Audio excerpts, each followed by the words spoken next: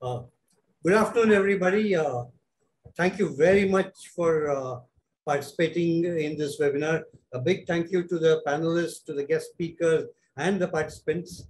As we mentioned in our mailer, this is a beginning in a series which we call Knowledge Series on the topic of sustainability.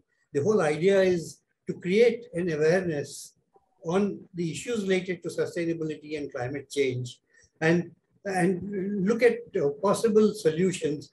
And these solutions would be not just for a wide range of people, right from individuals to government officials to corporate executives to educational institutions. We want to bring everybody together to look at sustainability seriously and see how where each one of us, either as an organization or as an institution or as an individual, can contribute to reducing our carbon footprint, and also taking sustainability much more seriously than we have been in the past. My name is Vijay Kumar, and I am going to be a moderator today.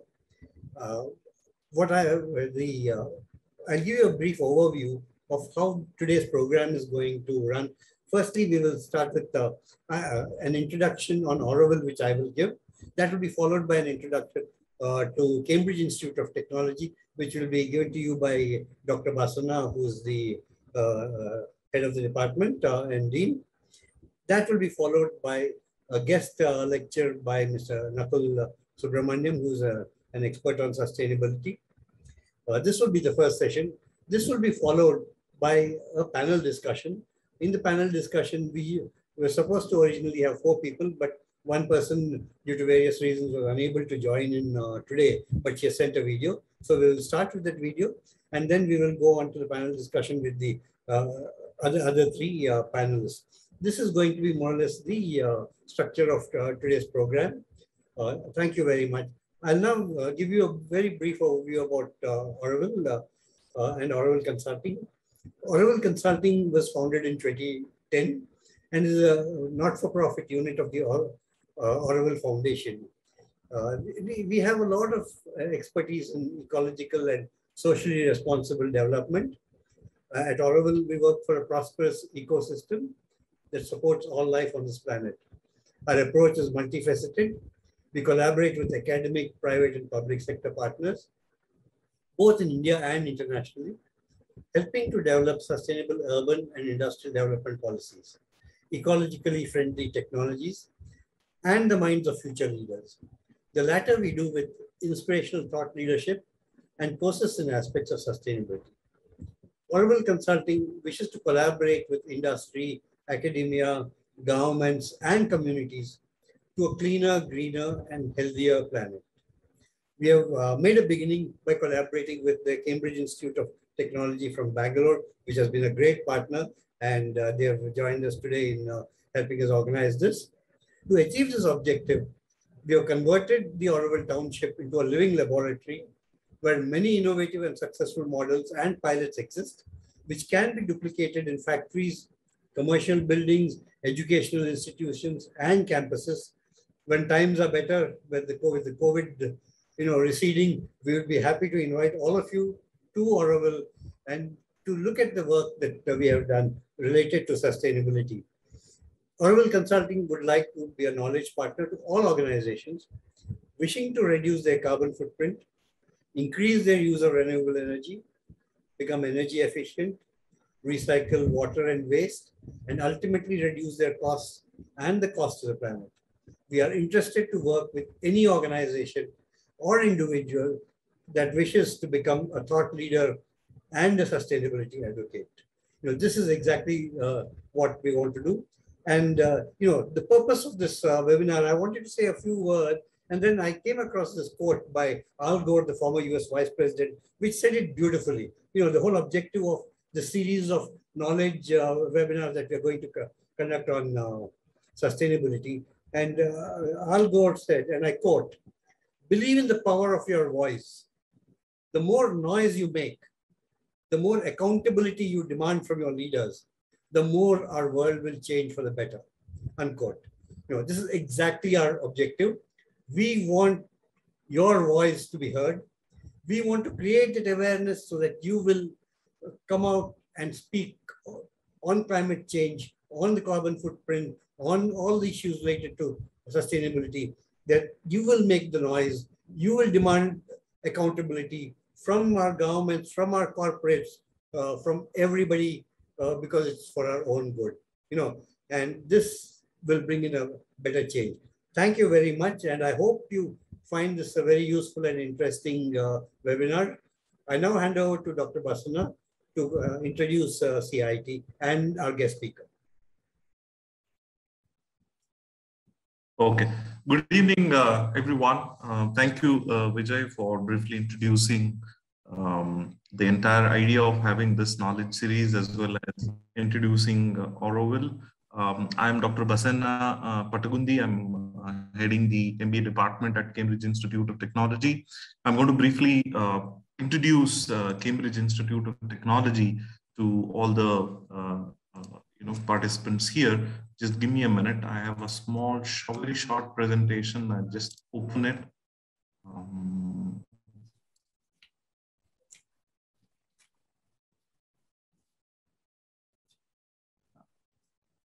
So is it visible to everyone? Yes, sir, it is visible, but go to the presentation mode, sir. Yeah. So Cambridge Institute of Technology belongs to, Cambridge Group of Institutions, which was established by Education Society, a registered trust. And actually, we started with the school, which is as old as, more than 40 years. It was started in the year 1964. And right now we have CIT, Cambridge Institute of Technology, Engineering, 2 campuses in Bangalore, as well as we have degree and PU college as well. So if you look at it right from primary school till PhD program, we offer the entire gamut of programs in the education sector. Cambridge Institute of Technology runs engineering program in 7 disciplines, and the programs are affiliated to VTU Belgavi, which is one of the only university in the whole state to which all the engineering colleges are affiliated to in the state of Karnataka. In addition to that, as I said, we also have Cambridge PU College and we have Cambridge College, where we offer non-engineering programs such as BCom, BBA, and BCA. All are affiliated to Bangalore North University. One of our core area or focus of what we have at Cambridge Institute of Technology is we firmly believe in Vasudhaiva Kutumbakam, which means the whole world is a single family. And any initiatives or any programs that we do, everything is focusing on making sure that there's a positive impact in the society. So any student who gets into our program, be it in the school or be it in engineering, we feel it is not just the degree or the graduation that he or she is going to earn, but what is the value add that we do it and from the institute, and that value addition focuses on creating future generation who will drive positive social impact. So when we were looking at that, we realized that it is not just we alone who can do that, because a lot of colleges are there who will give the degrees, but how do we bring in this ecosystem of learning that will help us to really bring in that kind of a ecosystem that will make student realize their potential, and also they will be able to make positive social impact in the future. That is when we started looking at some of our focus areas, and our focus area right now is on sustainability and bringing that sustainability mindset amongst the students, because they are the future. So if we have this kind of a learning system, it will be easier for us to achieve those sustainable goals.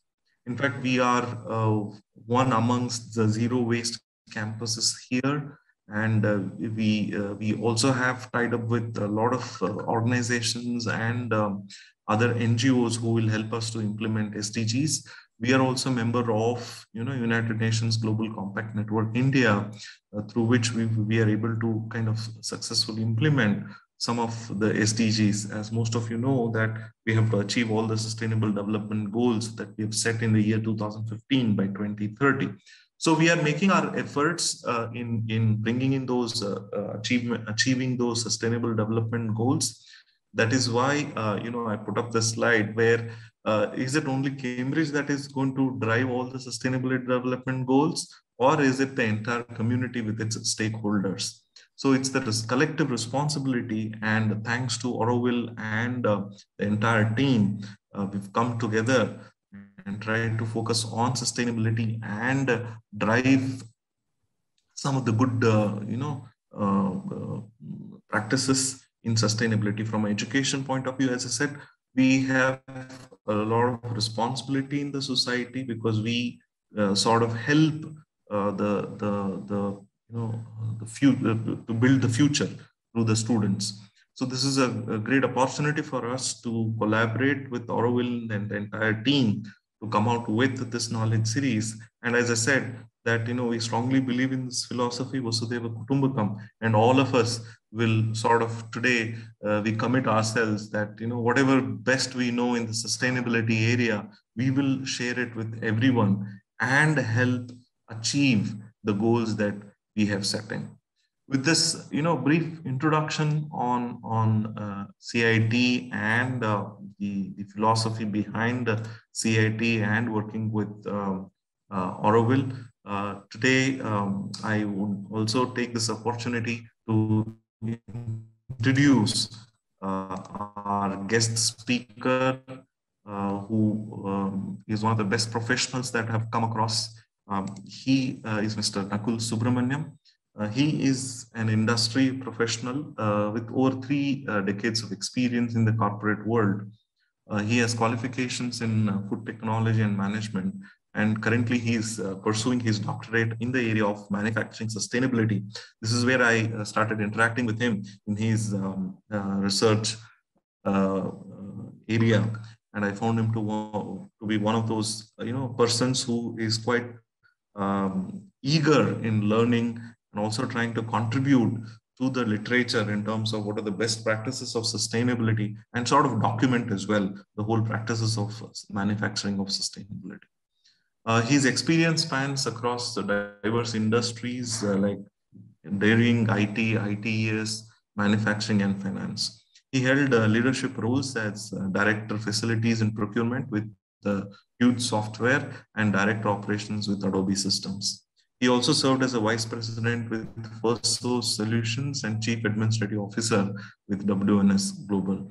He was Head of Shared Services at GE Research and as an Executive Director with Morgan Stanley, India. At the moment, he is a Chief Operating Officer of Oxford Policy Management, India, which is a UK-based social sector consulting organization. Mr. Nakul has set up operations ground up in his career and has managed large format operations and teams nationally and also international exposure in Philippines, US, and Europe. He has championed sustainability and has achieved LEED certification and was also the industry representative for BIS in the new chapter on sustainability being introduced in the National Building Code. Nakul also has been quite active in various industry forums such as CII, IFAMI, NASCOM, and various other platforms where he has been an invited speaker to share his experience. It's our honor and privilege to have Mr. Nakul today and sharing his experience and thoughts on sustainability. May I request Nakul to share his views as well as share his experience on some of the best practices of sustainability. Over to you, Nakulji. Thank you very much, Dr. Vasana. It's indeed a privilege and an honor to be, such an august company, Dr. Vijay Kumar, Auroville Consulting, Cambridge Institute of Technology. And I must thank you for, giving this platform and also this generous introduction, which I'm not sure I'm deserving of, but thank you very much for the same. And when I talk a little bit, you will know it's I am no expert, and my guru is right in front of me. In fact, I learned my journey of sustainability from him. Just let me start, since you introduced me in terms of my background. When I was with GE, GE and Morgan Stanley were the two GICs for which I worked for almost 10 years. GIC, you must be familiar, is the Global In-House Center, which is now very popular in India amongst the Fortune 500 companies. So GE was a research GIC. When I was there, 2010 onwards, so one of the things that, was launched by the then chairman of the company was a program called Eco Imagination. In fact, there were two programs, Eco Imagination and Healthy Imagination. And that's where, the first inklings of sustainability came in. So Eco Imagination was a program launched by GE primarily to promote the environment and to look at products which have a less carbon footprint. And one of their largest businesses was aviation. GE used to make aircraft engines for many of the airlines. Today they're in that business. So the genesis for that is again GE's background of gas turbine technology. They've been pioneers in that. And one of the things in the gas turbine technology is there have not been too many changes over probably several decades. So when we were at the research center, because India was very much a key part of this, one of the things that happened was application of material science into building gas turbines, and they looked at composites, and that's where a whole new gamut of materials came in. Because if you know, in the airline business, fuel efficiency, and those were the days of $100 a barrel, fuel. So that's how there was a thought process of how do we bring this down. And the engine is one of the largest components of the aircraft, and the sheer weight of the engine is enough to to kind of pull in a lot of fuel. So there was a lot of design elements brought in, composites introduced, and the Boeing Mac engine, which became infamous for other reasons, but was based on composite technology, and there's been a huge change in that. So that was one program, and for employees, they brought in something called Healthy Imagination, which was, how do we make employees fitter? How do we make employees better? The whole concept was when somebody comes into work, he should leave the premises in either the same way or a better shape. And there was a huge focus on health and safety, and that was the next program that was launched for Healthy Imagination. So these were the two programs I was deeply impacted by, and was a practitioner at the research center in Bangalore, where I worked. And then I went on to my next part of my journey to the next organization, which was Morgan Stanley, which was completely different. And this was an investment bank, and $35 billion business. The largest component of that was private wealth management. And you might be wondering, what is an investment bank got to do with sustainability? I'll come there. So the wealth management, so Morgan Stanley started a Morgan Stanley Institute of Sustainable Investing, which was again a very interesting concept, where actually they came up with products based on the ESG score for clients who wanted investments or investment grade products, but with a theme of sustainability. So that was what actually set me thinking of the journey of sustainability, and that was the time I started my PhD program, and I was very fortunate to have Dr. Prasanna as my guide. So he virtually shaped the thought process and the structure of my PhD thesis. And since I was all my experiences in India, I've been in India, so I really looked at how can we apply this concept to India, and this is where I had a short presentation, Dr. Prasanna, and is it possible I could present that, or I could talk about it, whichever is convenient to you? You can present, sure. Okay, so.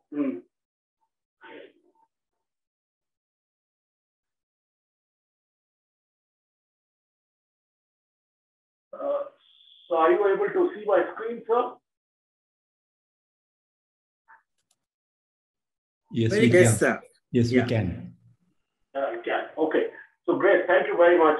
So let me talk. So as I said, my topic was on looking at manufacturing, sustainable manufacturing strategies, and how is it correlated with the competitiveness of companies in India, particularly. And as I said, Dr. Prasanna had a large part to play in the thought process of this. So I'll just very quickly run you through because I'm conscious of time. But this was really, as I said, this was a study based on the evolving business landscape in India. And there were a lot of changes, which I will talk about very briefly. And of course, the underpinning of this is SEBI, which was the regulator for the Indian market. And a lot of changes SEBI brought in, which actually helped us collect the data. And one of the, I will explain, why this topic and what is its relevance as we go along. But as I said, we set it up looking at manufacturing primarily in India in the listed space. And what we did is, this was of course some of the, the growth of the corporate sector based on the 1991 reforms. I don't need to, talk about that. All of you know about that. But that's how, our corporate sector grew. Today, we have a market cap of $2.5 trillion yesterday, I believe. So, that's the logic for choosing, manufacturing sector and of course, district dollars. So now coming back to, again, Dr. Prasanna and Dr. Vijay have talked about this. So rather than trying to define what is sustainability, I think there's a very good definition available, and that's brought out by the United Nations. As Dr. Prasanna said, it's a universal definition for which we need to, all of us contribute to achieve it by 2030. And if you look at the corporate space again, we have gender equality, responsible production and consumption, climate change, affordable and clean energy, all of which intersects with industry. And that's what we've tried to use in the research. So at this time, SEBI did bring about a lot of changes. You're all aware of, the corporate social responsibility change and asking companies to invest 2% of the gross profits in CSR. But apart from that, SEBI also introduced what is known as the business responsibility reports, which was based on the NVG of the National Voluntary Guidelines. And this was based on 9 principles. So the overall, again, the baseline for this was that industry doesn't exist in isolation. It exists in an ecosystem. And, they're multiple stakeholders. The shareholder is not the only stakeholder. So, all stakeholders have to be addressed, and it has to be a 360-degree view of the business.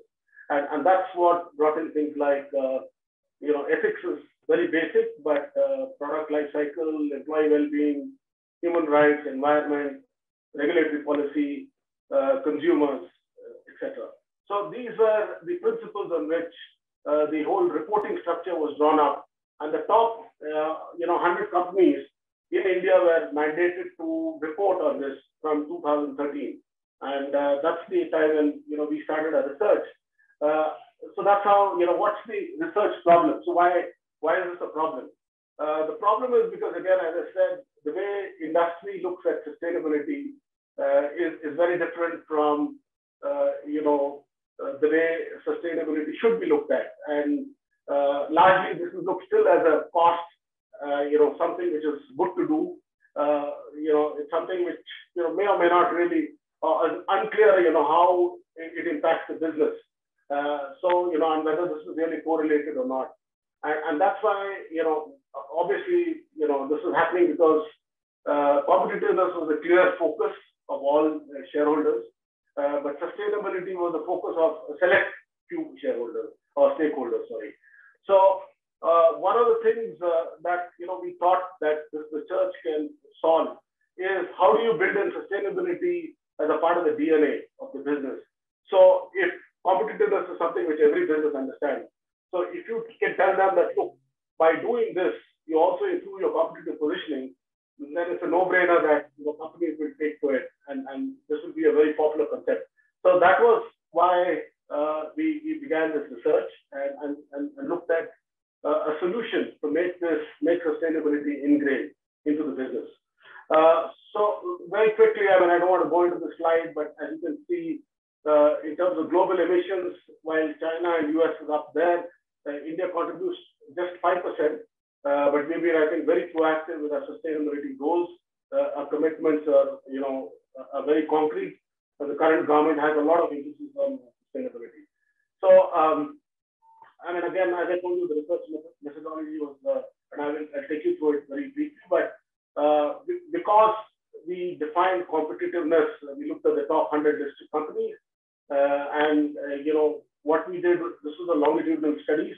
So we looked at the manufacturing sector, which is roughly about 50% of the top 100. And in that, we looked at 5 sectors, 5 top companies per sector. We did a simple correlation analysis using a statistical construct, using R programming, and tried to develop a model basically where we try to define sustainability and its correlation with competitiveness. So this was the first study which KPMG brought out. This is really to look at the composition of the index in India then, and that's how was formed the baseline for most of our samples which we brought out. So as I told you, we looked at the top companies across sector, and we identified 5 sectors. So oil and gas is the largest sector, both from market cap, size of the companies primarily, and which represents core manufacturing. And as you can say, we looked at the Business Today 500 rankings, which publishes this report every year, where they look at companies based on BT 500 rank. And our criteria was trying to select companies which were in the top 50 and consistently across 5 years, because that was the data set. So as you can see, we had oil and gas, then we had automobiles, we had industrials, and we had fast-moving consumer goods, and the last sector was pharmaceutical. So that's how this composition was arrived at. And as you can see, we looked at these 50 companies, these 25 companies, 5 companies each sector, from the overall top 100. And the top 100 are always chosen because the BRR, the business responsibility report, was mandated for the top 100. So as I told you, we looked at, when we tried to define competitiveness, we used market capitalization and return on capital as 2 attributes. And then, we did a simple hypothesis testing to see whether, different attributes, and we chose CSR spend, diversity, emissions as the 3 major criteria. Emissions is also linked to energy because energy is the largest contributor to emissions. So because there was a lot of good data around this 3 attributes, so we looked at it across across these 5 sectors and across all the companies, and saw whether there was a direct correlation. And we did find a significant correlation when it came to market capitalization and CSR spend, diversity, and emissions. So clearly, companies which excelled in these areas also had a very high market cap. So which was a great thing. When it came to return of capital, of course, the correlation was not that strong, but there was a correlation, and we can briefly discuss some of the reasons we found for that. So this is across foods, across automobiles. So what we did is we then bunched all 5 companies and then did the hypothesis testing, and so this was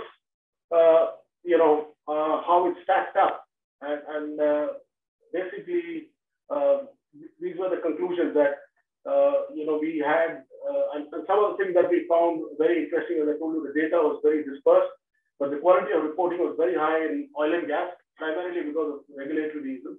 And that is how we wanted to kind of dispel the myth that it's not just regulation or good to do why sustainability is practiced, but it also has a larger implication. Surprisingly, public sector companies had some of the best practices in terms of disclosure. In the automobile sector, four-wheelers had better disclosure than two-wheeler, and pharma companies were not really as evolved as other companies. And in the FMCG companies, we again got a very interesting finding that transnational companies had global mandates, so they were following both global mandates but not looking at the Indian standards. So I already talked to you about the outcome of this, and one of the things I thought, and this is an important slide because we thought I'll talk to you about what we found and how diversity surprisingly was very low in all of the companies that we studied, especially in manufacturing. It was low single digits. Only in FMCG, in some of the companies, it was into double digits. So clearly, that's an area we need to improve, and there's enough that has been talked about why diversity is important. The labor participation in India is very low. If we have to meet a 5 trillion goal, obviously, and also meet the sustainable development goal of gender parity, we need to do a lot of things. Some of the best practices were in Hindustan Lever, where they even measured managerial diversity. So they didn't look at entry point diversity, but looked at how many people progressed in the organization, what was the diversity percentages of managers. CSR is one of the most involved we found in India. I think by far there's been a lot of awareness, there's great practice, it's very well documented. What is missing is really, how effective is it really, and how can we take it to the next level? So what's the impact, and are there third-party monitoring agencies which can, measure the impact and talk about how specifically, improvement has been brought in. So it's not just money spent, but what has been the impact of this. So on energy, one of the things that I'm sure I have a great panel, which hopefully will touch this. There's no uniform standard, just like the Bureau of Energy Efficiency has brought about standards. So if we can have a sector correlated standard, because we found there's clearly a great correlation between energy and competitiveness. If you look at like a company like Shree Cement in the cement industry, it has 10% energy less per ton than the rest of the pack in the cement space, and it clearly has a very high market cap. So there is a very high correlation. So are there standards which will help sectors benchmark? So I think that's one of the things. When it comes to climate change, I think again GRI GRI is coming in, the Global Reporting Initiative, but clearly all companies do not practice it. So if we can evolve a GRI-like standard or mandate that into the NVG, into the BRR, I'm sure there'll be great progress in this. And water is a critical resource which is not being measured. And I'm a great believer that if you don't measure it, you can't manage it. So it should be mandatorily measured and reported, because we are a water scarce nation. We have 1 billion people out of the 7 billion in the world, but less than 5% of the water resources probably. So we definitely need to do something about that. So those are very quickly, the research that I wanted to kind of bring in and show it to you. And these were my thoughts, and I open this to the August panel to take this forward. And again, I'd like to thank everyone for the opportunity, particularly CIT and Dr. Prasanna. Thank you very much, sir. Thank you. Thank you very much, Dr. Subramaniam, for your presentation. It is indeed a very interesting study that you carried out. And it's important, as you very rightly said, it's important to look at the competitiveness and shareholders' interests and, of course, the sustainability. But, the message is simple. If the rate at which climate change is happening, 30 years from now, there will be no companies for shareholders to do anything about if we don't bring in sustainability. And I think that's the message that we need to give to everybody. So let's now, can we get out of this?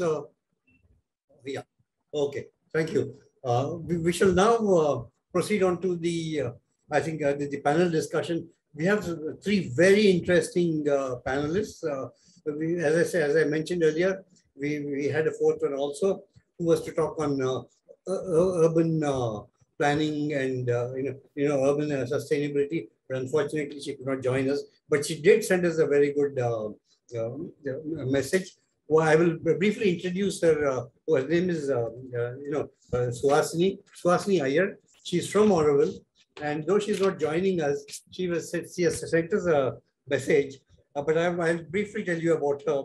Suhasini Iyer is an architect and urban planner, co-founder of the Oroville Center for Scientific Research Trust, a collaborative organization with multiple agents and agencies working in the area of applied research in sustainable settlement planning, solar passive architecture, appropriate building materials and technologies, waste, water and waste management, renewable energy.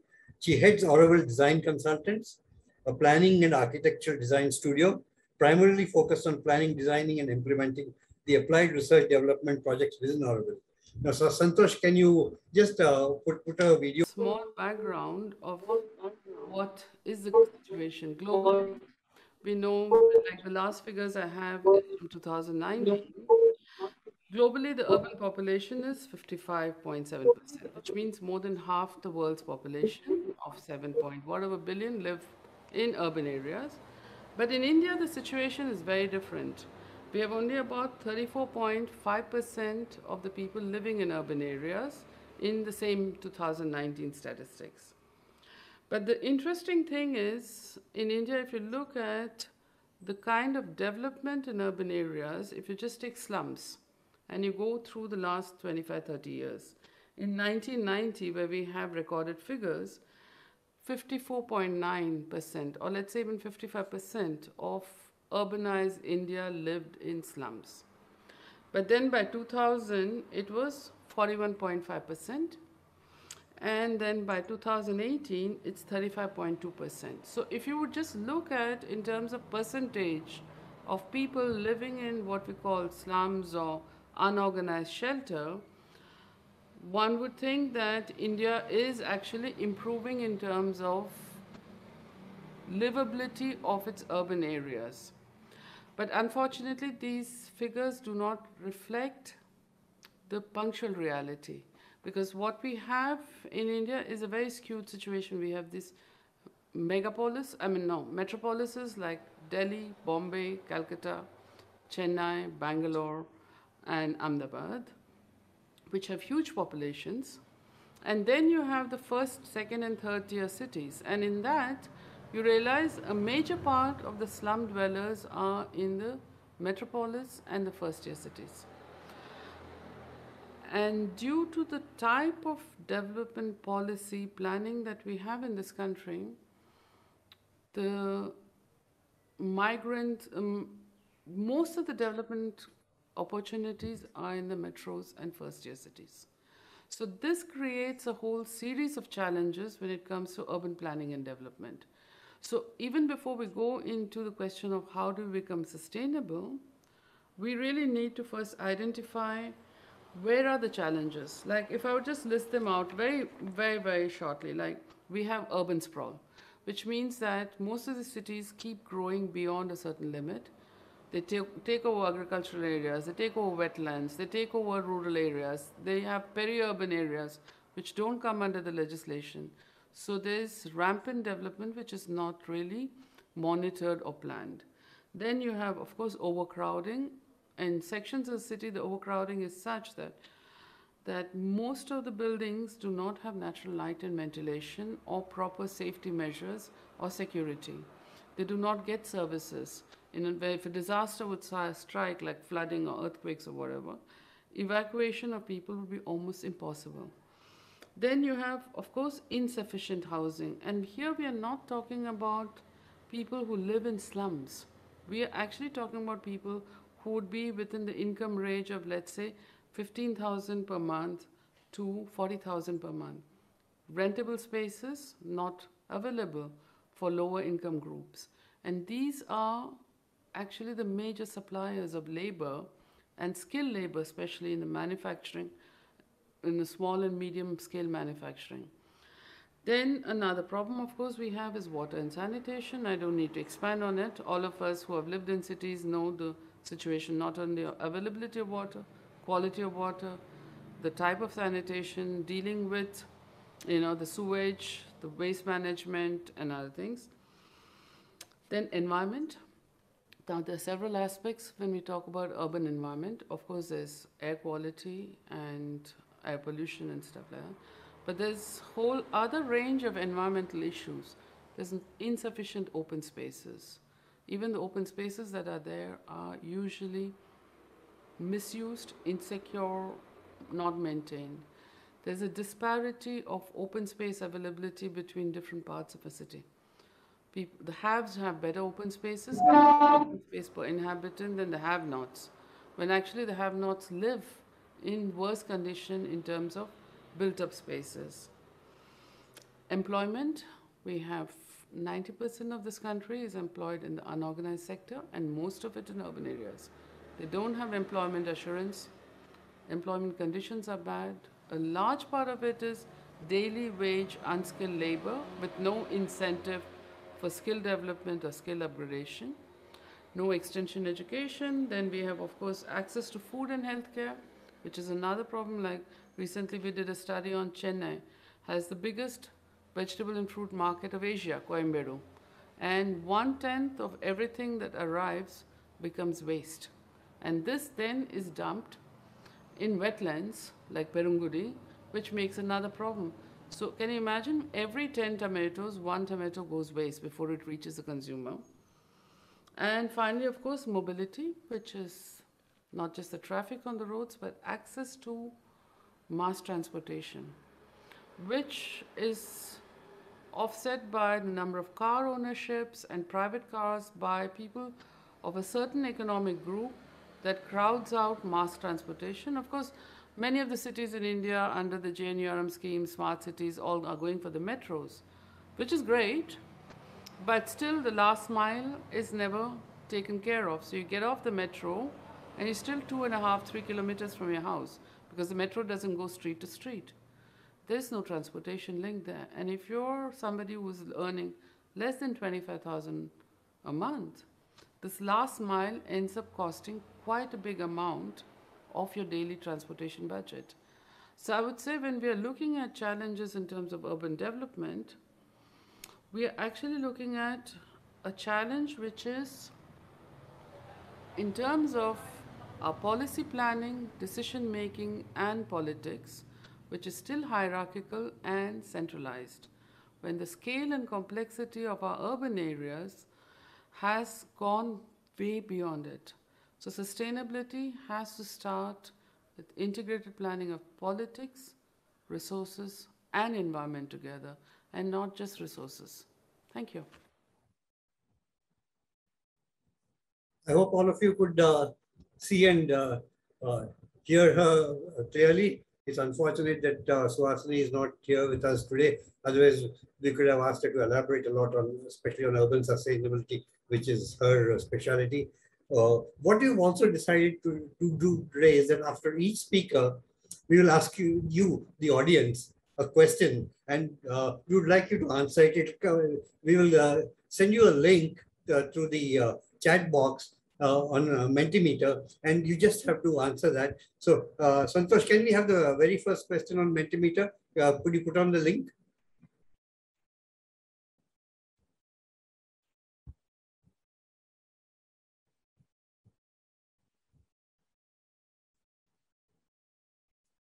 Could you please click on the link and respond to the question, please? Just for all of you.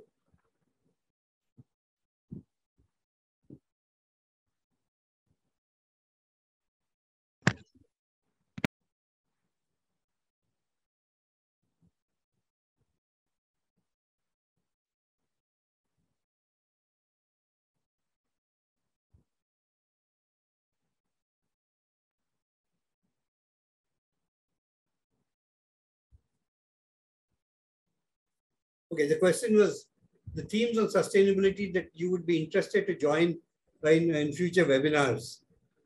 Okay, 20% have said sustainable energy, 17% climate action, 17%, okay, clean water.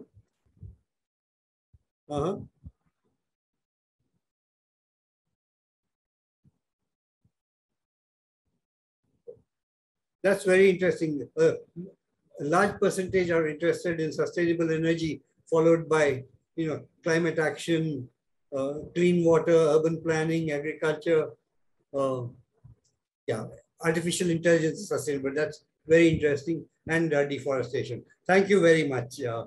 We shall now go on to our.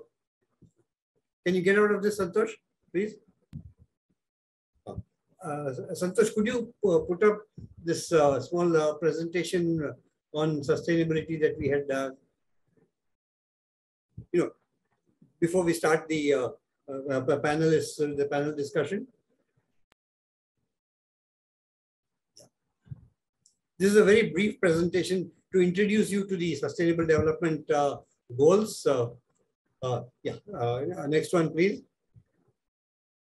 See, most of you are aware, these are the 17 Sustainable Development Goals developed by the United Nations and accepted by more than 180 countries related to poverty, hunger, etc. Next one, please. Yeah, these are a set of 17 goals for the world's future through 2030.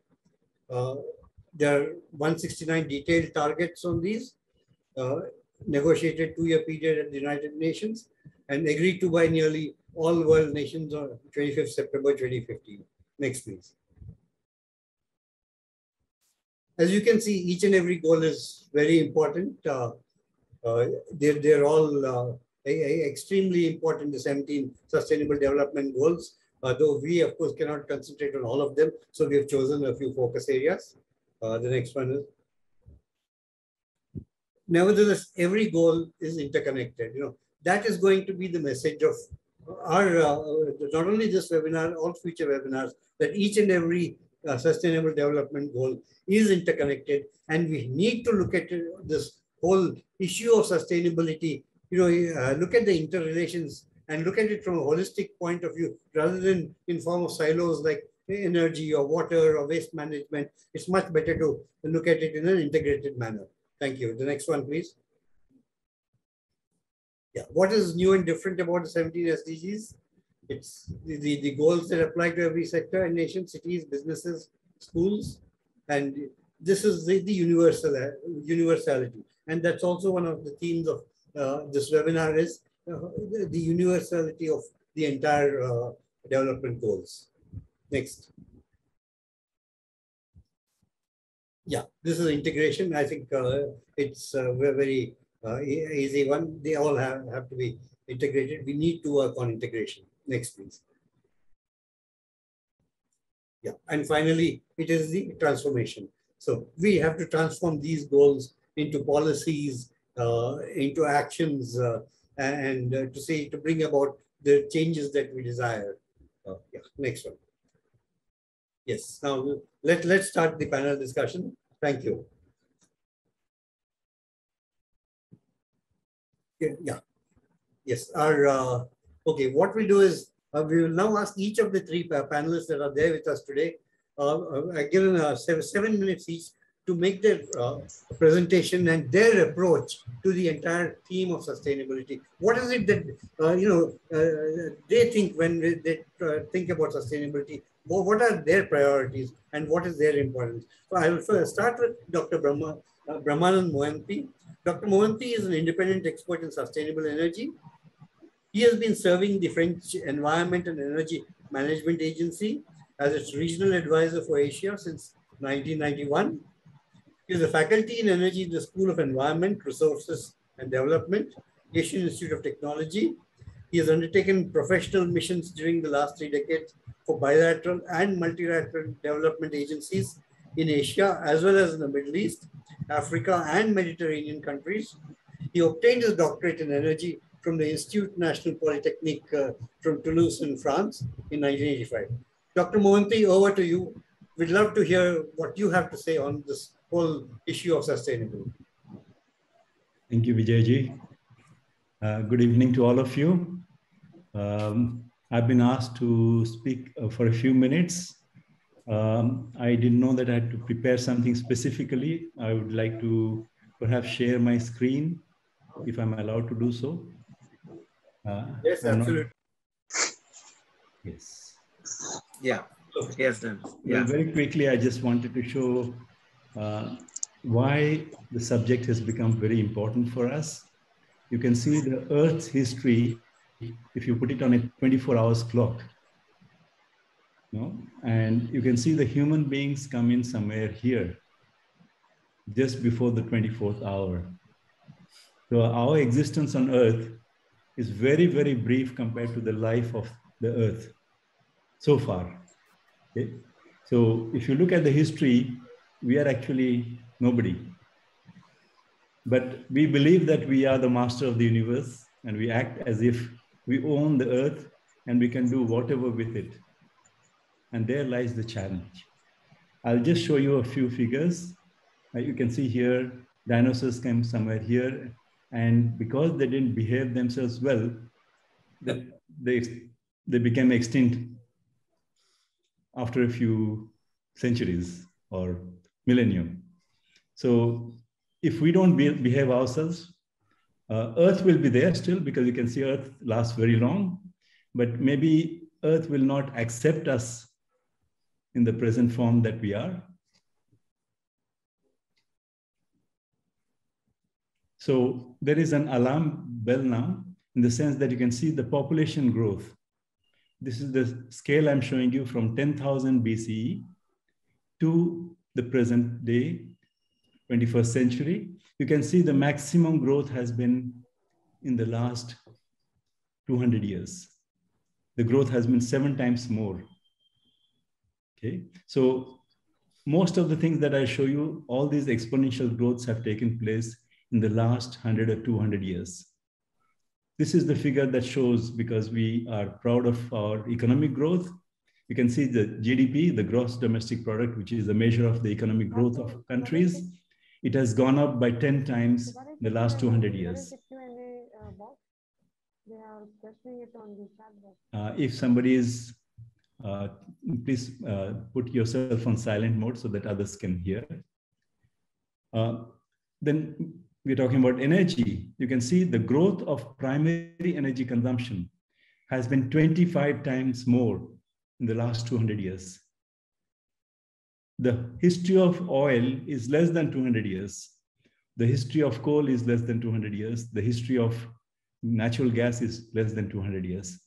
And today we can see almost 85% or more of our energy comes from these fossil fuels over the last 100 years or so. So that's why you can see the growth has been very much linked with the way we are using energy today.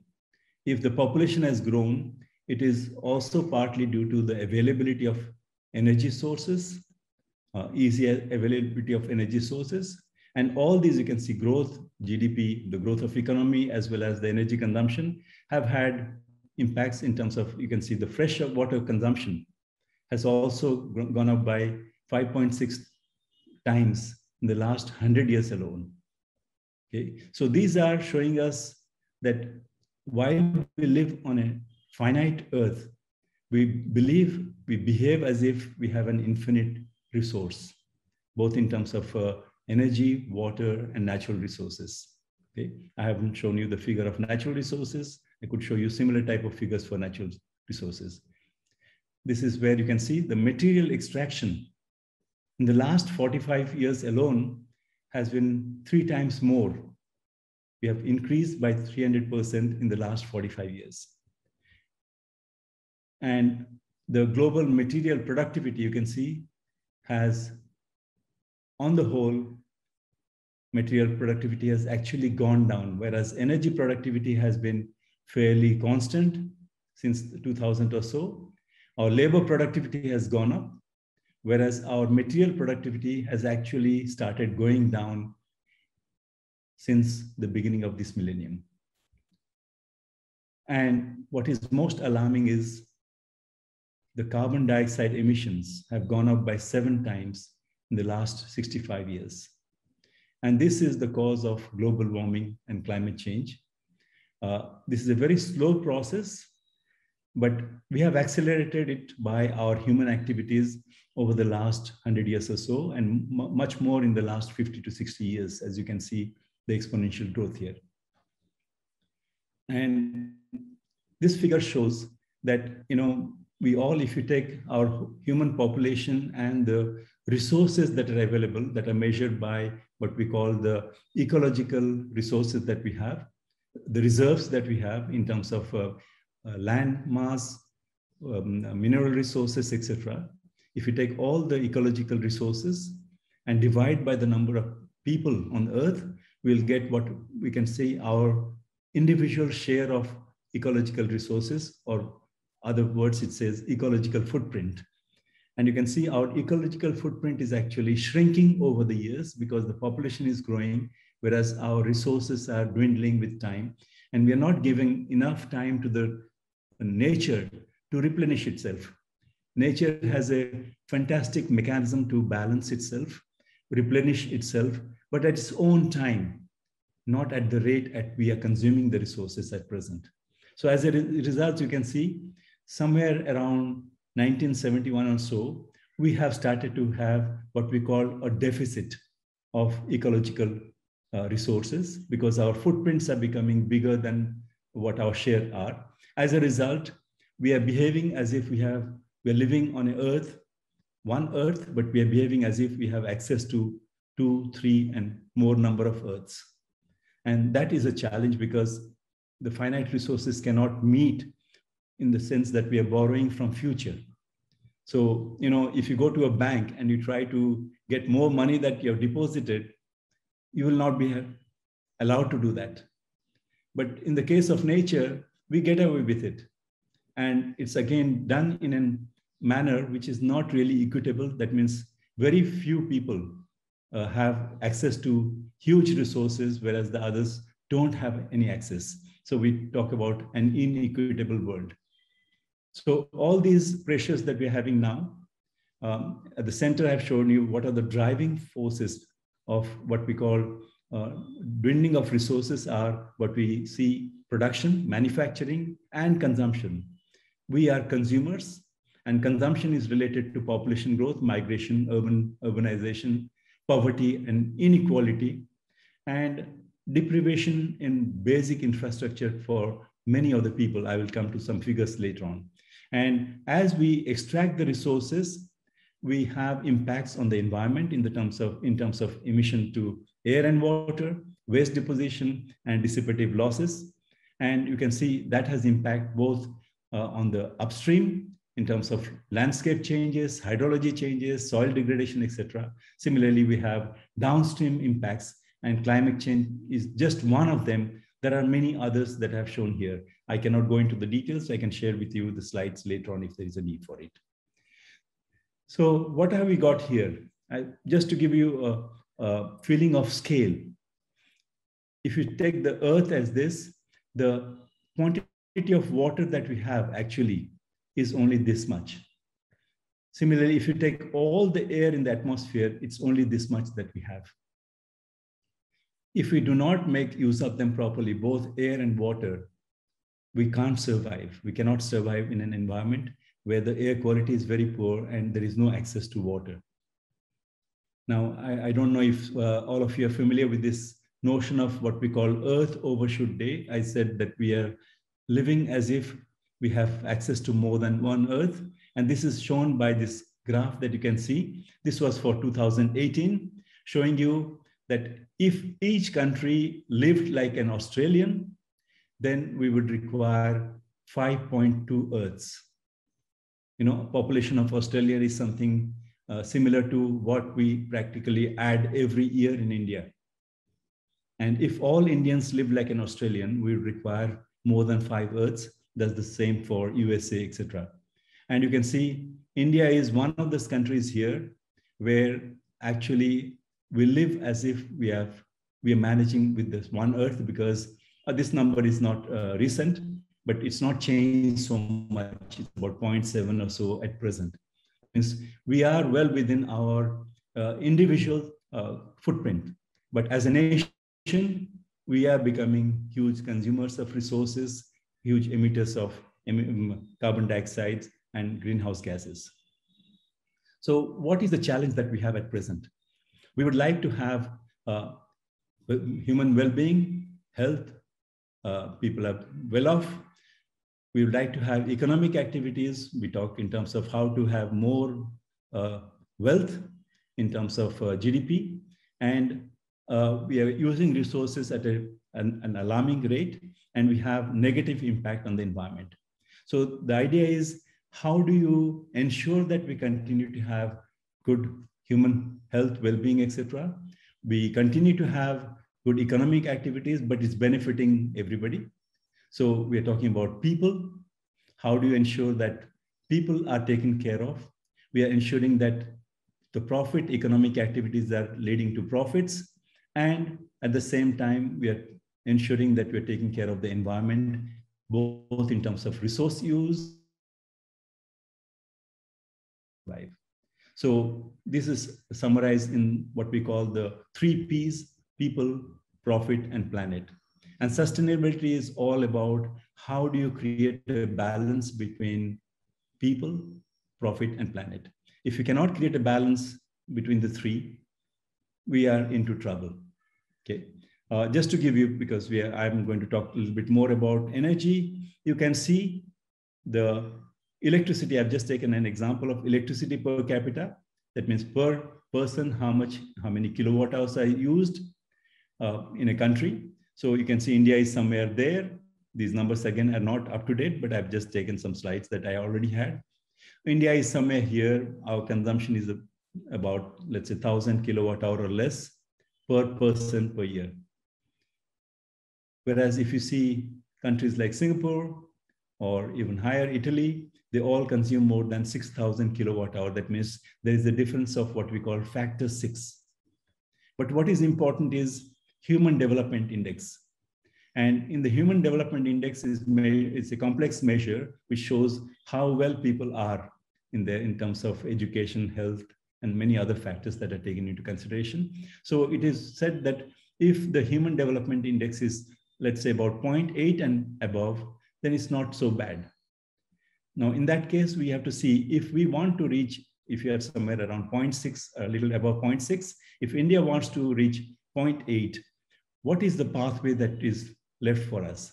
We can take the pathway of, let's say, Bulgaria, and then we'll be consuming 5 times more electricity. Or we have the option of taking another country like, let's say, Mexico, where we can increase, let's say, double our consumption, and we can achieve an index. So this is what we need to understand when we are looking at sustainable development challenges. How do we ensure that we provide the deprived population and access to basic energy needs? And how do you decouple? How do you separate the energy used with economic growth? This is what I showed in the last slide. And how do you gradually shift to low or no carbon energy alternatives? We have seen, I mentioned to you that all the energy that we use, almost 85% and above, comes from fossil fuels. I'll skip over some slides. So this shows if all the countries have to converge, we have to find some mid path.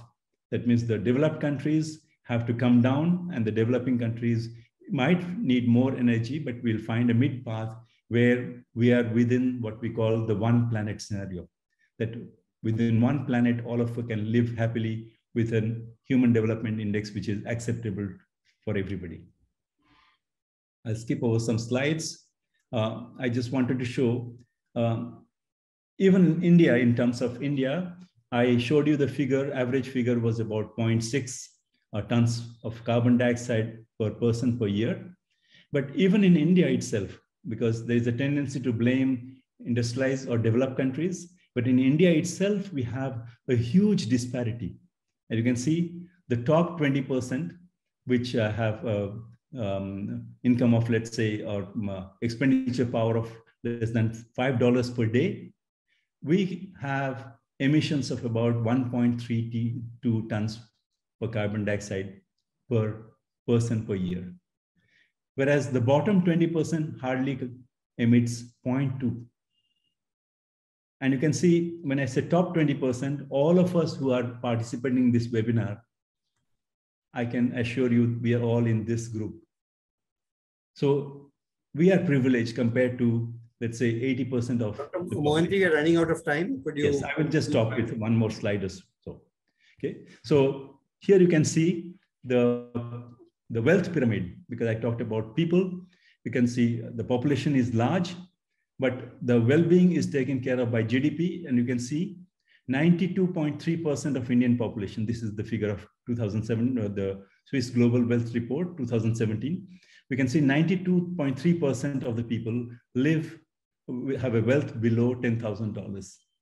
Okay, whereas the rest, you can see there is a pyramid where very few people, 760 people only, have wealth above $100 million. So we live in a very inequitable world. And if you want to really bring in sustainability, it's not just by adopting energy, water, etc. How do you distribute it in such a manner that those who are at the bottom of the pyramid have access to more finance, more capital, so that they can have a better way of life to improve their livelihood, etc. Okay. So when it comes to the energy, we are looking at how to ensure access to affordable, reliable, sustainable, and modern energy. This is what is told by United Nations. But we need to look at energy itself is not independent. Energy is linked with water.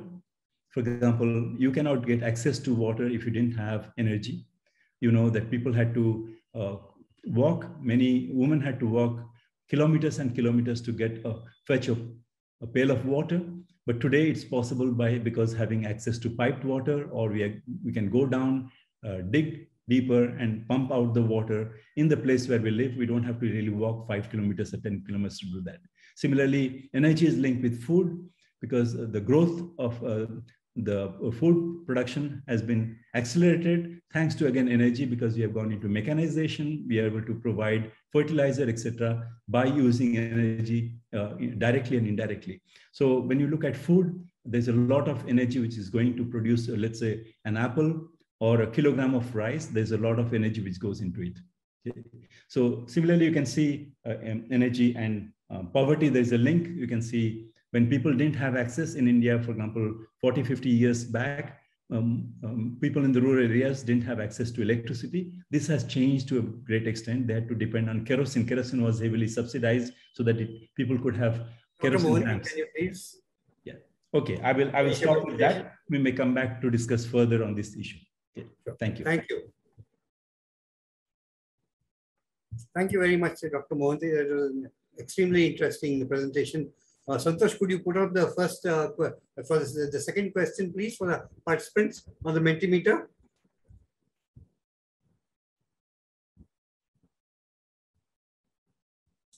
Please, everybody, I'd appreciate it if you could answer the questions. The question that's been put up on the link.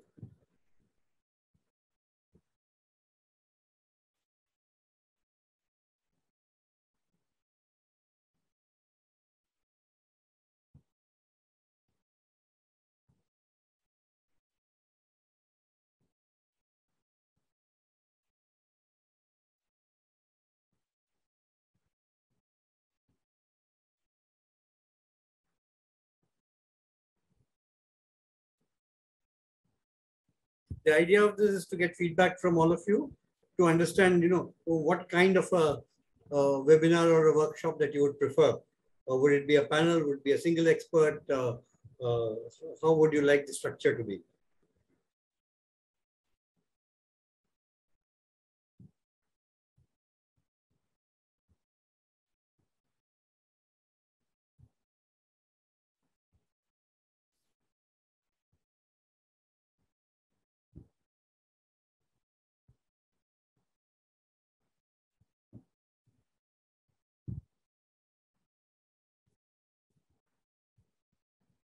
Great. Yeah, okay, fine. Can we go on to the next speaker, please? Santosh? Yeah. Thanks very much. We now go on to our next panelist. Our next panelist is Professor Arjandu Patnaik. Professor Arjandu Patnaik is at the Department of Physics and Astronomy, Carleton College, USA. He teaches and makes presentations about complex systems and sustainable energy at all levels, including for high school students around the world. He has been studying the variety of weird phenomena that emerge in nonlinear systems at the quantum scale. Dr. Patnaik, will you please make a presentation? Thank you very much. Hi, so yeah, I'm a professor of physics at Carleton, and it's early morning for me, which is why I'm drinking coffee here in Minnesota. It's great to be on this webinar, and what I'm going to talk about today is sustainability, sustainable education, and particularly solutions-based education. I hope you've been sufficiently clarified by everything you've heard so far and realize that we have to do something. And I learned from my students to talk about the future. But before I talk about anything, we had arranged for a video to be shared. Could we share that now with everyone, please? Perfect. Okay, so I'll just let you watch something, and then I'll come back and talk about what you watched. Please start it. Thank you.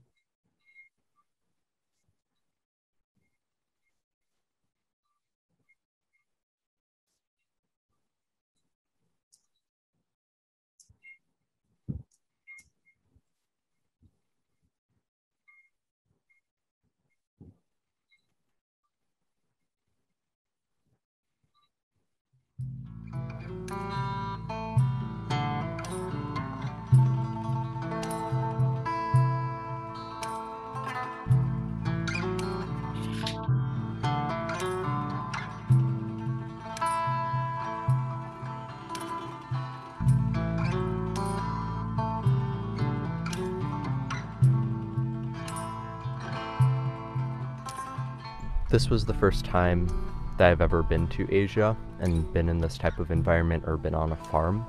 It's really interesting to see both this side of the world and also the problems that people are struggling with and some potential solutions that people have been working with. Talk to farmers and learn firsthand the struggles they've been dealing with, and then see the implementation of new technology or also the reallocation of old technology to have new uses.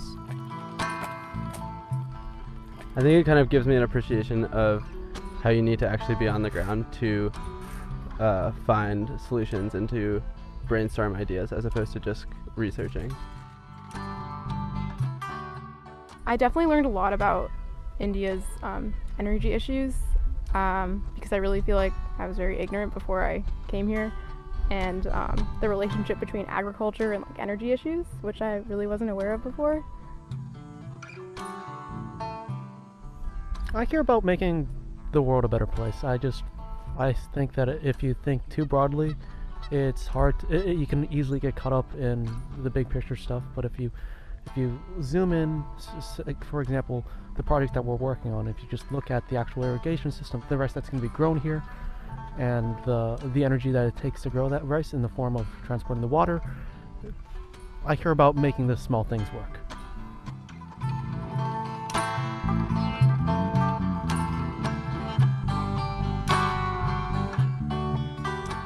The problems in the world are like really big and you can't fix them, but if we each do like a small thing, then something is still being done. So not like giving in to like helplessness.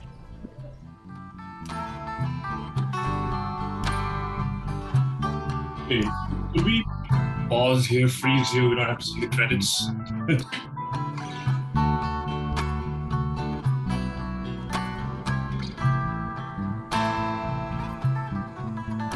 Sorry, could we stop the screen?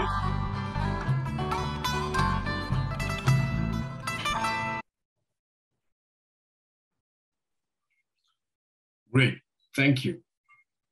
Okay, so let me now continue to tell you what you saw. What you saw was what Orville and I call the well, us intervening in the well, which is a water, energy, land, livelihood dynamics that you can only imagine based on Dr. Mahanti's presentation, for example.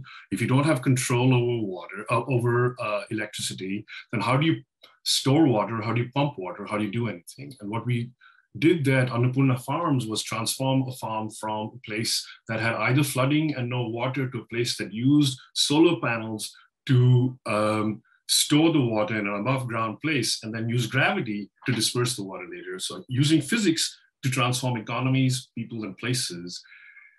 And I will tell you that we could discuss this in many ways, but one of the things that this experience taught me was an immersive hands-on learning experience is very powerful. When smart young people see the results of what they do as solutions to someone else's needs, is much better than something they get graded about or tested on or examined. So that's the first thing I think it tells you, and that's what I like to do. The second is that it tells you that anything you do with sustainability is inherently, fundamentally a wicked problem. A wicked problem is one that is both multidisciplinary and complex. Multidisciplinary is obvious: water, energy, land, livelihood, policy, people, food, agriculture. This is multidisciplinary by definition. But it's wicked because it's a little bit like COVID. The connections, the complexities are so bizarre. You can't tell whether you're wearing a mask and how can it make a difference to someone else's life somewhere else. And it's wicked because it's not intuitive unless you have a lot of expertise involved. And that's part of why this needs to be a multidisciplinary, immersive education where you pay attention to others and listen to others and figure out how to do things. And the one thing I will say is that no matter what you've heard so far, if you haven't been convinced, sustainability isn't a their problem or her problem or my problem or not my problem or my problem. It is everyone's problem because, believe it or not, your carbon dioxide is my carbon dioxide sitting out here in Minnesota and will be our grandchildren's carbon dioxide. So it is the most shared common human problem we all have. If you don't work on it together, then what's the point of being human, if you ask me? So I will leave you with those thoughts as just a general notion that others have already told you about how important it is to think about sustainability and but I think it's most important to think about sustainability in the context of education, even whether it's about energy or anything else, because the solution is in the future and the solutions will be produced by our children and my children in any case, because we elders have managed to create quite a mess. And so we are handing it over to you, but we have to teach you how to do it. And here we are also stepping up to do our bit, among which is education. One last thought, because I know I have just a few seconds. You might think that unless I do something very complicated, my footprint isn't very large. How can it be? I don't drive much. I don't do anything here. There's a book called The Toaster Project, which I'll hold up to you. It's an elegant exploration of what happens when you just look at a toaster. How many elements there are in a single toaster, where they came from all around the world, the amount of energy it took to extract them from the ground, assemble them in some manufacturing location, stamp them into position, ship them to you, sell them to you, and then put it in your kitchen is far more than the energy you consume when you toast a piece of bread. And that is the kind of mindfulness we need when we think about what sustainability, our individual actions, and what the future should look like. I leave it there because everyone else so far has spoken eloquently about many of the other things I would talk about. So maybe this will, I'll just hand it over there. Thank you.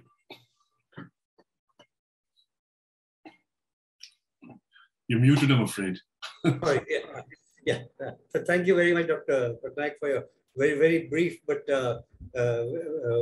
very, very thoughtful and excellent example of the toaster. Thanks very much. Santosh, can you go on to the next question, please?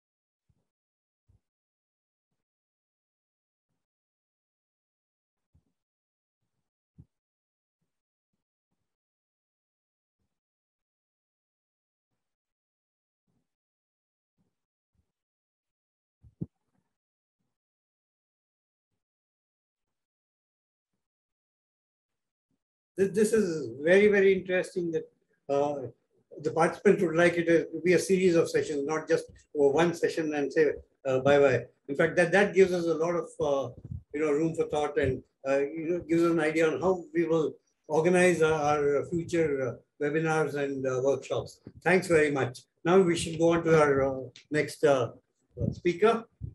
Yeah, our next speaker, I've deliberately put Dr. Anthony Louis Priyakumar, who's our next speaker. I've deliberately put him at last because he's going to, Dr. Louis Priyakumar is presently Dean, Research and Development Wing at Cambridge Institute of Technology, Bangalore, and has an excellent academic record, PhD at Stuttgart University, Germany, PG at IIT Madras, and UG Gold Medalist at MK University, Tamil Nadu.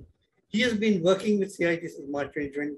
During the 9 years plus of his teaching journey, Dr. Anthony has taught at several reputed universities. He's also a research and a member technical staff technology at Siemens Corporate Technology, Bangalore. Along with his colleagues, he's acquired 9 patents from India, the USA, the EU, Russia, China, and other countries. Dr. Anthony's key area of interest is AI and ML. Now, AI to a person of my gray hair is Air India, and ML is milliliter. But today's youngsters know it's all about artificial intelligence and machine learning. And I'd be very interested to hear from Dr. Anthony Louis Priyakumar. How can artificial intelligence and machine learning and technology, basically technology, be applied to find better solutions for sustainability? Thank you. Over to you, Dr. Priyakumar. Thank you, Dr. Vijay. Thank you so much for the kind introduction. And don't think about the gray hair. All we need is a knowledge series. That's what we are doing it in the Oroville. Certainly, we need people of your stature. So thanks, Dr. Basana, for introducing. So I'm not going to have a good presentation in the sense of the presentation the previous panelists have done, but I have series of videos. Hopefully I will complete it within 7 minutes. Dr. Basana, please remind me, otherwise Dr. Vijay will not like that. So I will go and share my screen, show you some sequence of videos. My single point is this: technology, as he has said, has done. We are not only talking. Talking is very easy. Doing is very tough. But here I am going to show you some videos, few videos, because we have very less time, few videos where we have demonstrated sustainability through AI. So just 1 second.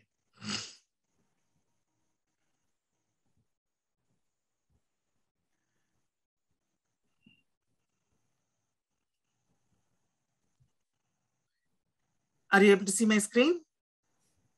Yes. Yeah. So this is one of the underwater robo which cleans the seabed. This is something very fantastic. Last time when I had a discussion with Dr. Vijay, I explained to him. I will show you a small video how it does this thing. This is a real thing. It is the underground, under the sea. So you have a clipper there. It is picking it up. You can see whatever it is happening because you have very nice cameras, and then we can see what that is happening. At the end, this is hardly only less than 1 minute. I started in the middle only. So you will see that it is picking it up. I don't know how clear that you are able to see that. So this is how, now you see what it has brought. So this much of all garbage that is there in the bed of the sea, that we could bring it back. We could bring it back. So this is one thing what we want to say. Let's not stop it and go back. So this is what we wanted to say. Yes, there are problems not only on the land, under the sea as well. So we would like to see one more thing. So this is actually a patent what we did it along with PS University, but this one is from US. Whatever the video that I'm showing is from US. So just have a quick look at it. So this is basically whenever we have a fire, we have a very simpler mechanism. And I will explain to you what the AA part of it later.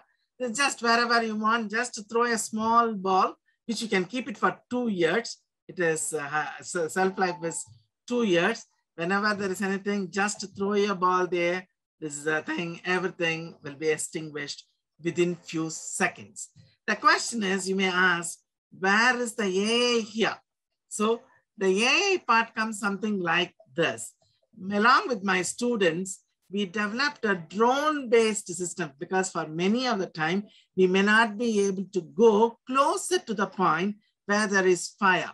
So our drones will fly, go to the source of the fire, and then throw this ball. This is what we have done. So this is now a new pattern that we have applied for in India as well as for the US. So the question is, yes, pollution is there everywhere, but if you could stop the smoke at the earliest point, that is something which is really deserving something. So we have done this. So again, I wanted to show one more video. This is from Germany, as I did my PhD from there. So you could see that one small thing. I don't know whether you will be able to appreciate that thing.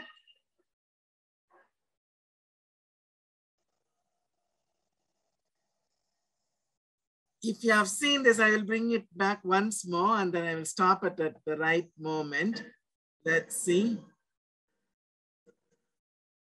So this is a driverless U-Bahn, meaning underground railway station in Nürnberg in Germany.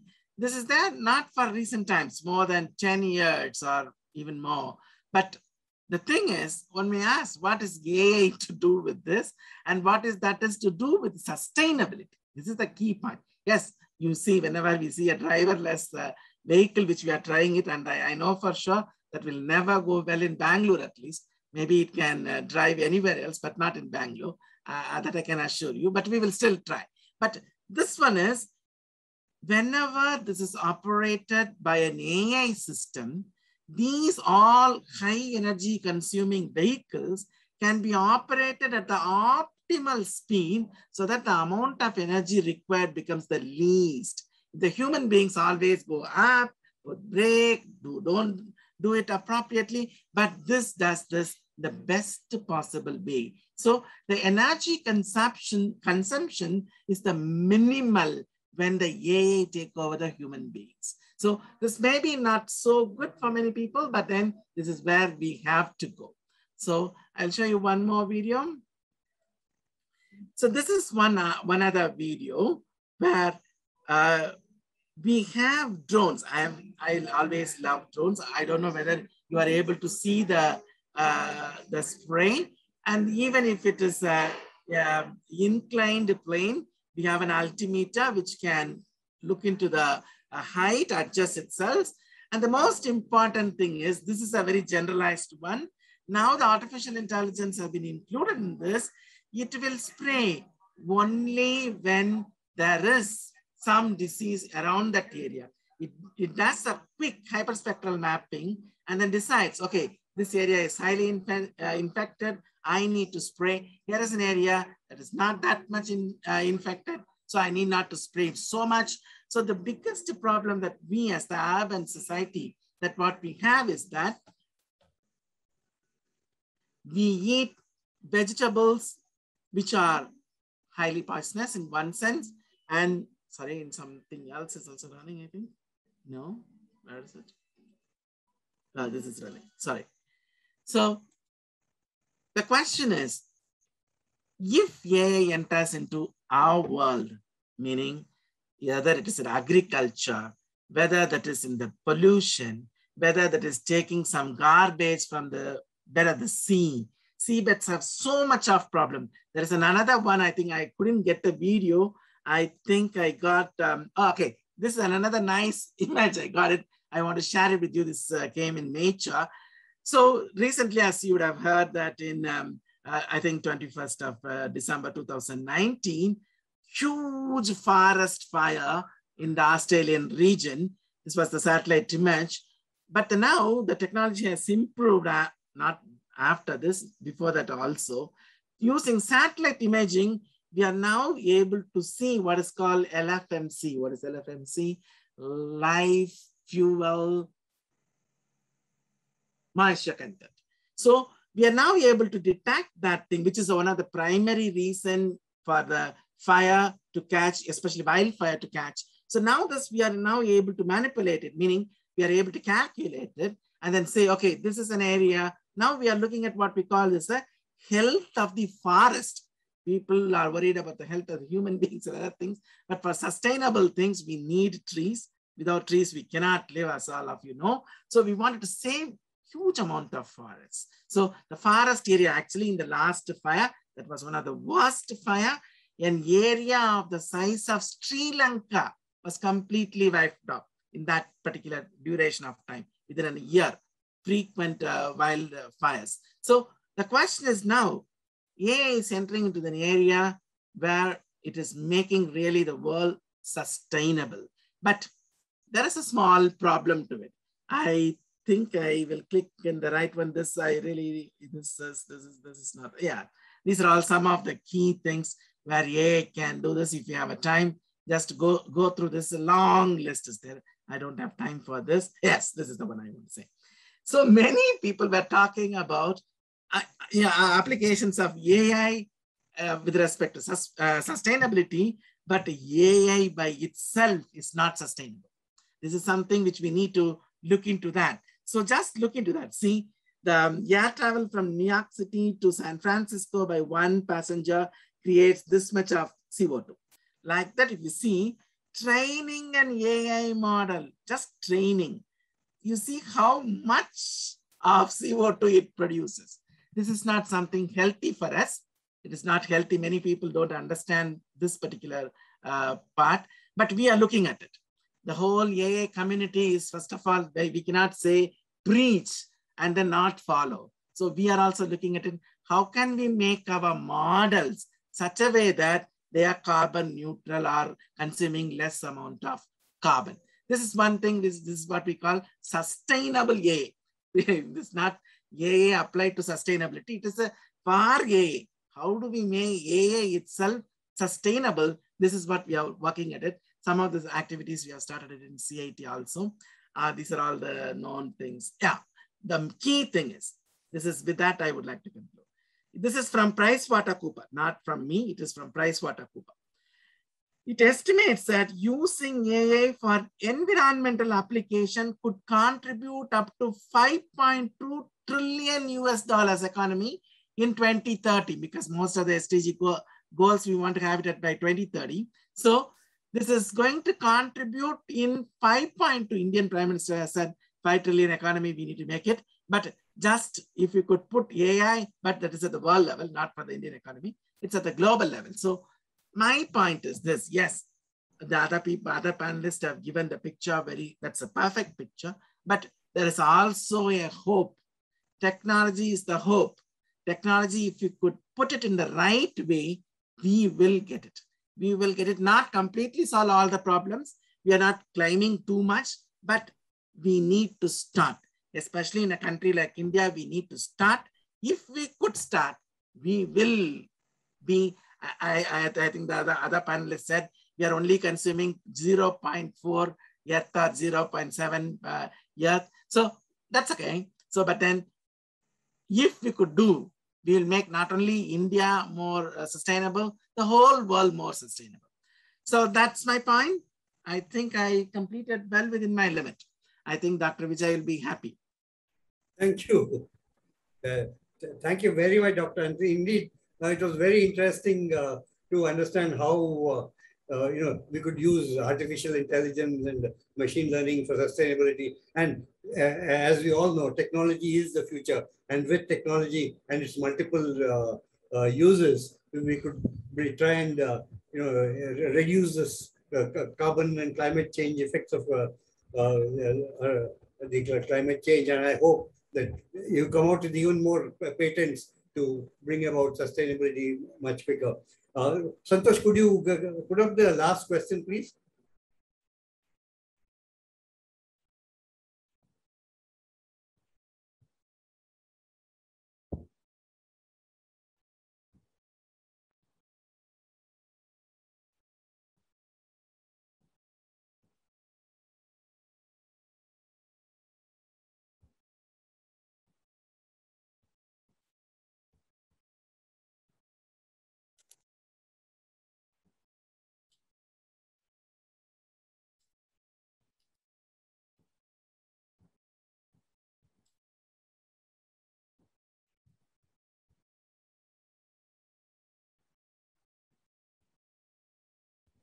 This is very, very, very interesting. I mean, it's a result that at least I personally had not expected. And we're very glad to know that the participants are actually willing to pay for a high quality workshop or a webinar, on sustainability. And, that actually inspires us to do more and to get you much better and bigger events related to sustainability. Thank you very much. Now, again, you see, in the since there are some very interesting questions from the participants, what I will do is I'll have one last question, and I want all the three panelists to answer that. It's something which is very interesting, which I came across. Which I came across very recently, just a few days ago. It was a BBC report, and Bath University in England did a survey on what young people think about climate change. The article says, a global survey illustrates the depth of anxiety many young people are feeling about climate change. It says nearly 60% of young people approached. They approached 10,000 young people, students in 10 countries. India was not one of them. And out of which nearly 60% of young people approached said that they felt very worried or extremely worried. More than 45% of those questions said their feelings about the climate affected their daily lives. 3/4, 75% of them said that they thought the future was frightening. Over half, 56%, said that they think humanity is doomed. 2/3 reported feeling sad, afraid, and anxious. Many felt fear, anger, despair, grief, and shame, as well as hope. One 16-year-old said, "It's different for young people. For us, the destruction of the planet is personal." So, and this was conducted among students between the ages of 16 and 25. So I would like all the three panelists, since all three of you actually work with students, you do research with students. What is your view on a survey like this, where a lot of young people feel that they are becoming more and more anxious, and it's creating some amount of stress, the issues related to sustainability and climate change? What is your take? Dr. Mohapatra, can you start? Is the question to me? Yeah, to each one of you. I'll start with you. Okay. If you could. Well, I don't know which are the countries that were covered. If the same... It was largely in Europe and US. Yes. So if the same survey was conducted in India, perhaps you would not get the same results, because our challenges are very different. The youth is more worried about whether I can get a job. Okay. And that's more important at present compared to developed countries where people have fairly good living and they can think about other issues. My take is, being anxious is not the solution. It only aggravates the situation, because one thing is to have a doomsday scenario saying that even if I do something, nothing is going to happen. And that's a wrong message. And making people anxious does not help. There should be more a message of hope. Things can be reversed. It's not that bad. But the time is now. Time to act is now. And particularly for the generation which is going to get the brunt of it in future. So from that perspective, I think the message should be more as to how we can work to make the world better. And every individual matters. It's not just collectively what can happen. So depending only on the policymakers, governments is not a solution. Okay? It's not, there is no single silver bullet which can solve the problem. We heard the Dean R&D talked about technology. Yes, technology has its role, but it also has its limitations. Because if we don't change this idea that we live in a finite world, bringing in technology things that, we have something called rebound effect. For example, when the price of fuel goes down, people tend to drive longer. Similarly, when you bring in energy efficiency, then you say, okay, I have reduced my consumption so I can consume more. Since we have interest of time, can you go on to the next? Sure. Dr. Patnaik, what is your take on this survey? Yeah, well, I teach in the United States, so it's consistent with what I see here. And I hope you heard from my video that in some sense, my entire course was developed as a response to the anxiety by focusing on letting students see that they can make a difference. Many of those students have gone on to work in policy. Some are ambitious and are working on things like battery technology, but I agree with Dr. Mohanty that it's not technology, it's doing things. So here's two things I'd like to say in response. One, the anxiety about climate change should be statistically true. Humanity itself is reaching a peak, perhaps in growth, in consumption, in all that. Individuals are not. Every time you have a transition in an economy, someone gets rewarded. Someone who learns how to help with the transition. This is going to be a faster, bigger, more dramatic transition than even the Industrial Revolution. Many people got rich there. People who know what to do in this next transition will be rewarded.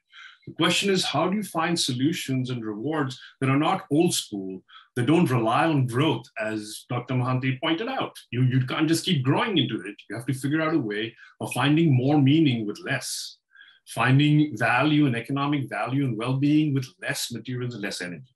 So that's what I would say. Those are the two things that, yes, we should and completely must focus on solutions in the future. And don't forget that all transitions, all opportunity, all disasters are opportunities, shall we say, as they say. So, yeah. Thank you. Dr. Anthony, could I have your views on this survey conducted in Western countries? As the co-panelist said, yes, technology cannot solve all problems, but that does not make us to sit idle, especially the young community, as the first panelist said. If yes, they are interested in job, but now I strongly believe, working with the students very closely, then they are concerned about also the society. That gone are the days they are thinking only about them and their family and everything. Now they have a very open mindset. They are willing to take up problems. As I told you the last time when I was teaching drone computing, 4 patents are filed by the students. I just only guided them. So when I asked them, why do you want to do, one of the students did a nice project, how drones can clean windows, especially glass windows in a high-rise building. I asked him, why did you do that? Sir, I saw many people hanging on a single rope. I couldn't bear that thing, sir. So there is a concern. People are working at it. Yes, it is going to take time. We are not saying technology will solve all the problem tomorrow morning, but that is one of the ways to go. You cannot neglect technology and try to solve the problem. That's not possible. Okay, thank you very much. I'll now go on to a few questions from the participants. There are 2 questions on education. One says, why is sustainability not part of the curriculum in school education? And the other says, why are sustainability related courses not in bachelor's and master's courses in India, in Indian education? Now, we at Oroville, this is exactly what we want to do. We want to talk to institutions. We want to talk to educational institutions. We want to even talk to government officials to see how we can introduce courses on sustainability. But I'd like Professor Anthony and Professor Patnaik to answer this also in the Indian context, please. Why is it that we don't have courses on sustainability at the school level and the college level? That's a bad thing, actually. We should have it. So we should take, as you said, that we need to talk to our UGC chairman or AICT chairman or even our ministers or whatever that is the case who are responsible for this. I think even as a board of studies, we can always introduce some electives. So I think that we should do this. That's all I would say. Professor Patnaik? I haven't been part of the Indian educational system since 1986. So I'm taking a guess here. But yes, I mean, any place which is top down, like India, is not going to adapt to the circumstances. It's hard enough for me to introduce sustainability into a liberal arts curriculum where honestly no one enters my classroom once they give me the students. and no one has any idea what I'm doing there. The exam is internal, the grading is internal, and even then it's hard to get it in. So yes, I see the resistance. I think what you're doing at Oroville, which I hope to continue partnering with, is an excellent bridge where you keep producing things for at least the colleges and students can say, okay, I'll go do that in the summer, or I'll do that over the weekend, or I'll do that as an internship or as part of my other course. And that at least gets it going while we're waiting for the top-down system to work, which is the way India is, very unfortunately, in my opinion. So I'll stop there. I don't know if you have more recent experience, Brahmanand, except at the ashram school, which doesn't count because that does whatever it wants. So that doesn't count. There's one question which I think Professor Mohanty could answer. The question says, why is there no stringent action plan devised to reduce energy use of fuel consumption, fossil fuel consumption in a phased manner? Well, I mean, I would need a lot longer time to deal upon the topic. But perhaps, the last question I would like to barge in, because I've also had some experience in this particular area. I think, even if we introduce courses, the way they are introduced does not necessarily provide that type of outlook to the students. And Professor Patnaik pointed out hands-on experience. Okay? How do you get the hands-on experience so that you believe in what you do? Our education system in India is such that people learn a lot of theory and they think they know everything. And when they start practicing, the employer says, start learning from zero. That's because they have not been exposed to the real issues of life. They pass the exam successfully, but they don't pass the exam in the life because they have not been exposed. The 10 questions that they have been taught to answer and the 11th question that comes out of the 10, but the 12th one is not out of those textbooks.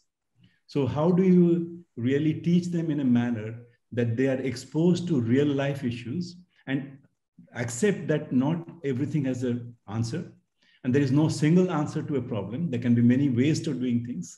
And we accept that we are still looking at it. If everybody knew things properly, then things would be much different. Why is it that we are struggling? And that brings me to the second question that you talked about, why it doesn't happen.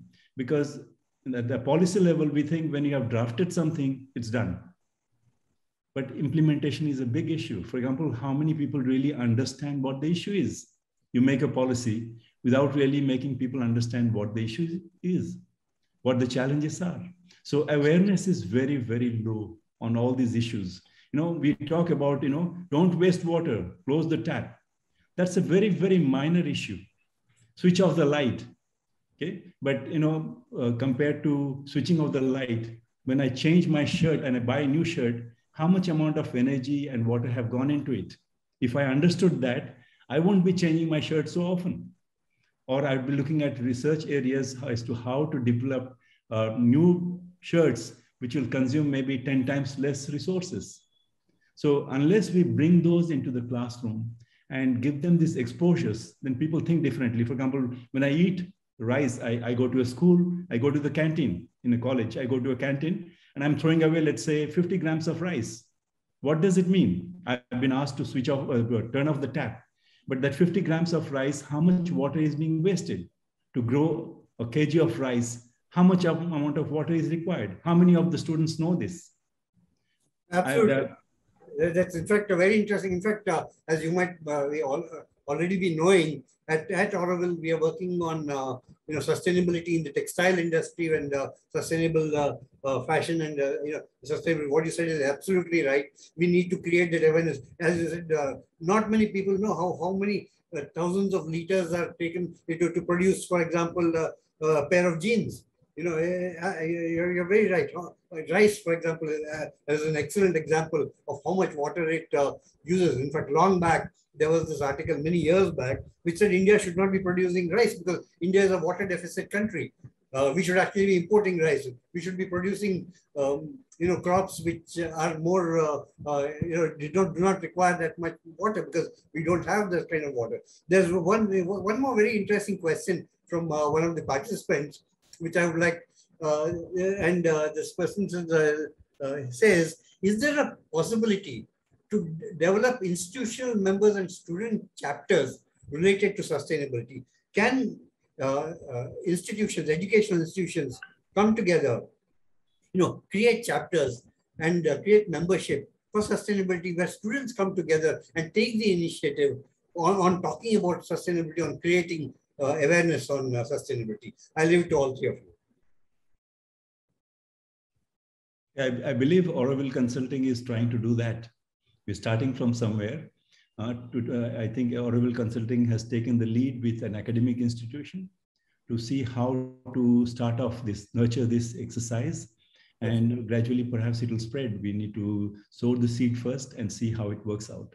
Okay? But to actually make the changes, a lot more is required. We're talking about what changes we can bring at the college level. It needs to start at the school level, because that is where we form the minds. And the way the education system is today, it's all for passing exams. Okay? Can we change that? Can we give them a lifelong learning process? Okay? They go through a way so that whatever they learn has an impact throughout their life, and not only just to get a grade. So that requires, see changes that, we need to start from there. So the young generation need to understand this and see how they can bring out changes, because people like us, when I mean us, I don't mean only myself, I'm talking about in my generation, we have been trained to think differently, and it's very difficult for us to change. Where the new generation can definitely make a change by bringing out new way of education, okay? Being open. We all are aware that jobs are limited, but we have to create jobs. We don't have to look for jobs. We have to look at how we can create jobs. And that's a different way of looking at it. So if you have had this lifelong learning, you'll be looking more at how do you create jobs for others than to think about where I can be employed. Now, can you go to Professor Anthony? What do you think about starting chapters on sustainability? Since you work closely with students in CIT, for example, will you look at developing something like this? Yes, we will do, and we have been doing. For example, in our campus, we cannot use any plastic, meaning single-use plastics. So we have banned that thing. They cannot carry plastic bags. They cannot have the bottles, all these water bottles, which are plastic. So we can start somewhere, but we need to set goals. So if we could set goals, that chapter would be really functioning. See, we should not be just preaching like the other panelist, Professor Mohanty has said. It cannot be just preaching or getting marks or anything like that. It should be imbibed, and we should practice in our life. It should not be just talking or preaching.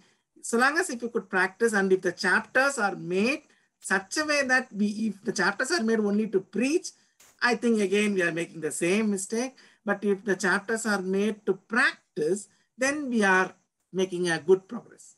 But wouldn't it be good if the students themselves come out with the goals rather than as professors or other people trying to tell them what their goals should be? Yes, we can. See, we should never think that we are the only intelligent species in the thing. As said, we are the last 24th hour we have come. We need to learn from nature, especially ants colony optimization is one of the key technique in AI. If you have seen how ants are behaving, how that pheromonal thing, what they are leaving, helps them a lot. So the trails that we leave actually helps a lot. So we need to think on that. We make our life simpler. We make our life effective. As the other panelists have said, we have only one earth. We are demanding 5 times more. That is not at all sustainable. But closing the taps or switching on the lights alone are not. That I'm not saying that we should not do. We should do. We must do. There is no second thought on that. But lot more we need to think. Like the panelist said, if I am wasting 50 grams of rice, how much of waste I am really in terms of water, in terms of CO2 consumption and emission, so many things we need to tell. And that could be the chapter goal. We need to tell them, students, see, maybe that we can put it in the mess, in our hostel messes. We can say that this much of, actually in IIT when we were studying there, every day they used to weigh and tell on the board, entrance of the board, it will be there. Today you wasted this many kilograms of food.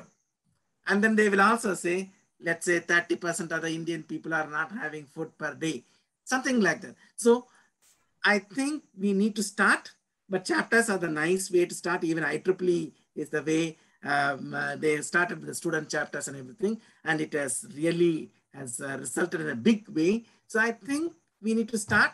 We will start maybe working with you, Dr.